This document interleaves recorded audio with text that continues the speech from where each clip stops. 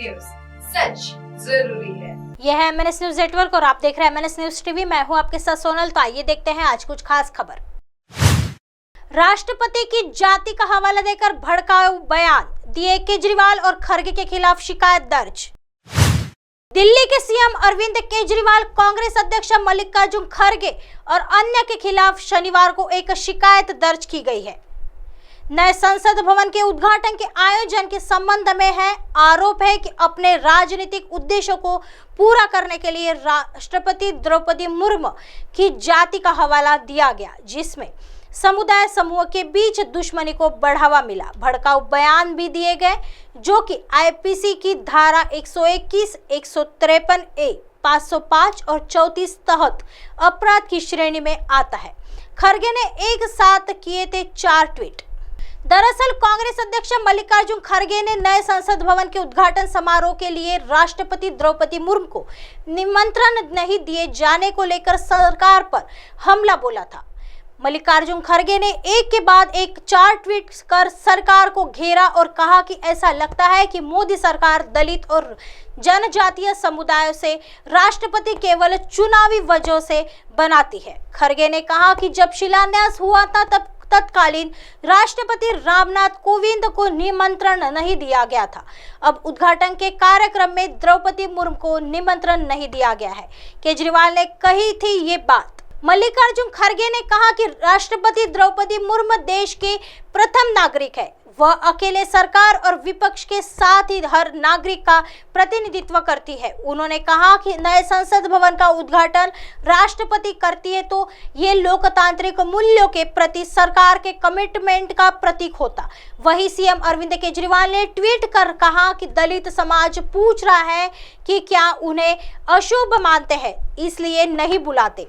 आम आदमी पार्टी के स्तर पर भी इस मामले में बीजेपी और मोदी सरकार पर सवाल दागे गए हैं। सीएम केजरीवाल ने मोदी सरकार पर अनुसूचित जाति और अनुसूचित जनजाति ने अपमान का आरोप भी लगाया है।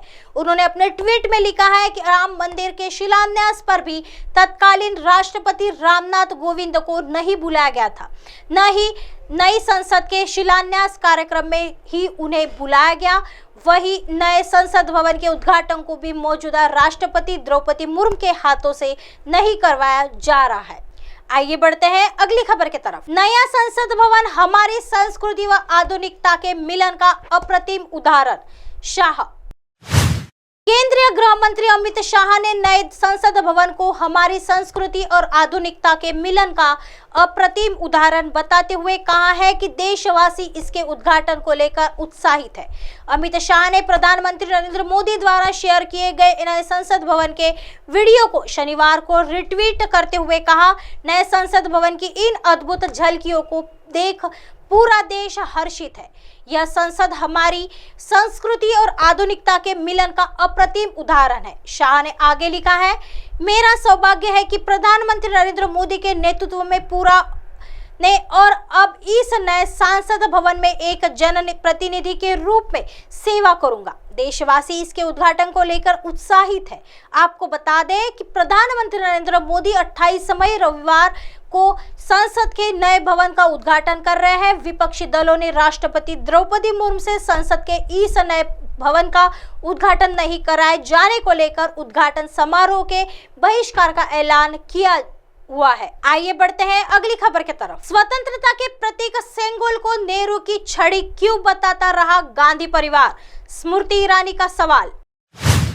केंद्रीय मंत्री स्मृति ईरानी ने पीएम नरेंद्र मोदी द्वारा नए संसद भवन के उद्घाटन का बायकॉट करने के लिए कांग्रेस पर जमकर हमला बोला है।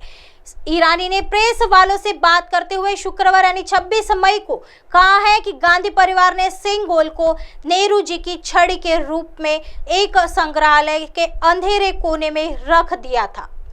रिपोर्ट्स के अनुसार केंद्रीय मंत्री ने आगे कहा कि सेंगोल जो हमारी स्वतंत्रता का प्रतीक है, गांधी परिवार द्वारा पूर्व पीएम जवाहरलाल नेहरू की छड़ी के रूप में एक संग्रहालय के एक अंधेरे कोने में रख दिया गया था।